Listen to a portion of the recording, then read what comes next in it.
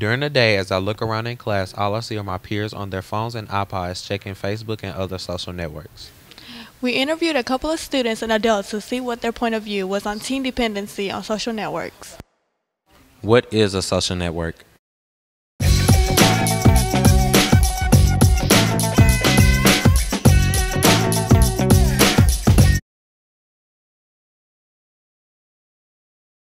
According to socialnetworking.procon.org, one of the benefits of having a social network is that it allows you to express yourself freely and creatively. It also allows you to interact with old friends and catch up with what's going on around you. Let's see what others have to say. Some benefits would be you get to chat with your friends. If somebody moved far away, you could still keep in contact with them. You know what they're doing, and you get to speak to them. Benefits for teens using social networks would include the availability of information instantaneously.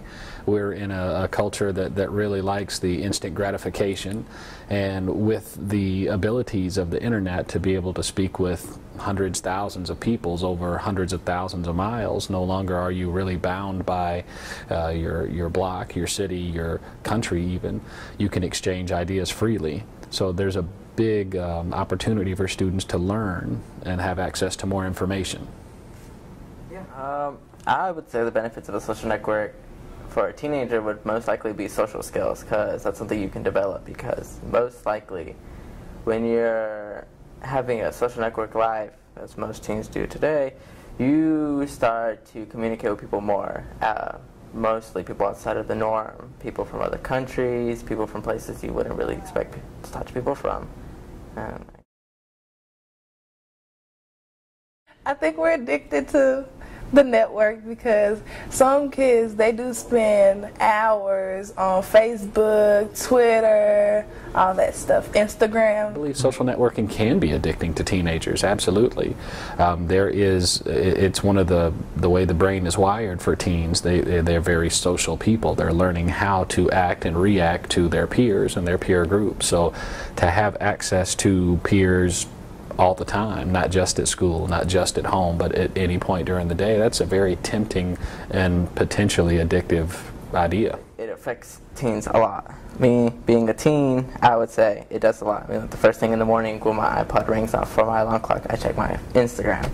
Teen dependency on social networks. It's really, I guess I wouldn't say it's as bad as being a drug addict, but it's close to being it, because it's hard to be dependent on something that keeps you so connected with so many people.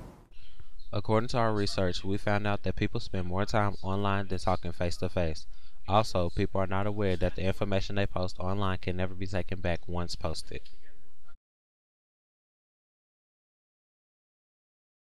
Don't make posts that give too much personal information. You could lessen the time that you spend on Facebook and Twitter.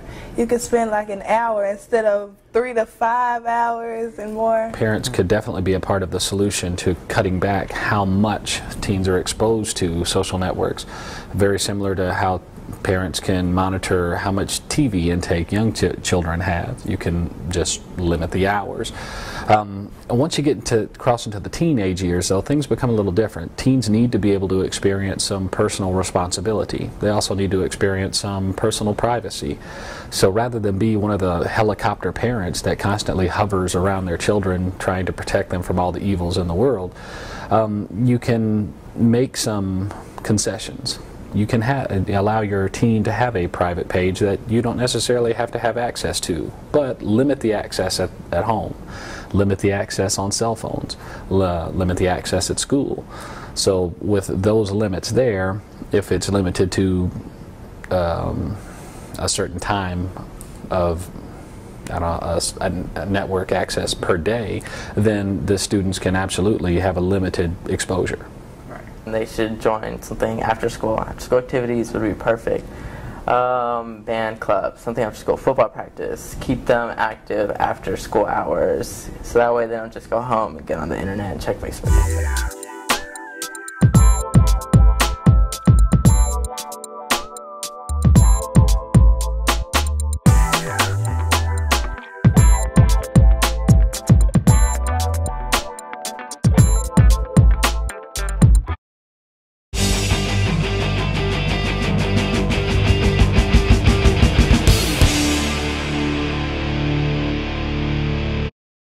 The information presented in the following presentation was created by student interns and does not represent the views or beliefs of Meharry Medical College or Metro Nashville Public Schools.